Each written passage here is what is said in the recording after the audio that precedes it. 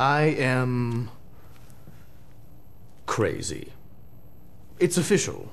There's paperwork on it. There's graphs and everything, so it must be true. And let me tell you, it's a real load off my mind.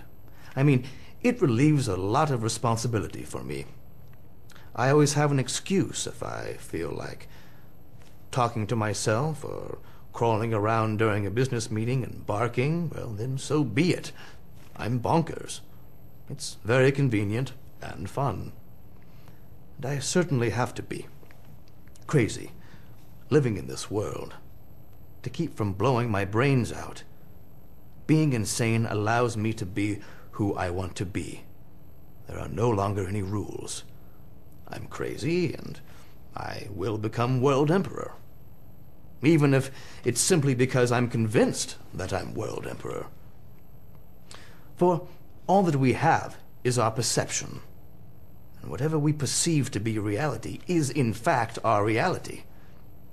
You want to get into quantum physics and all of that business where we start talking about the fact that we, as observers, in fact actually manipulate and manifest reality. We are intricately and subconsciously involved with the reality process. Once we know this, we can start to see what's happening all around us. Those who are in control are using this information to manifest a reality that is most advantageous for them. They introduce a point of view which may or may not have anything to do with what is actually happening in the world, and they reinforce it with a growing opinion through media. And what's interesting is the fact that the more people who believe these lies, the more real these lies become. Opinions or ideas become reality. Something imagined actually becomes tangible. This is happening in today's world. And with our own human inclinations towards fear, the majority of what is focused on and agreed on is fear-based.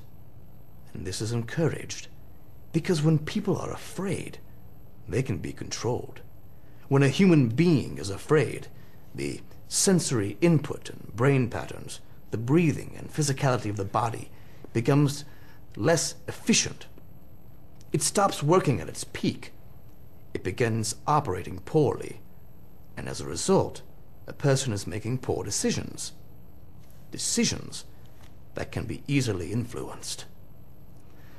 But apparently, simple influence isn't enough, because they have begun to introduce biological weapons into society through fast food, milk, the chemtrails in the sky.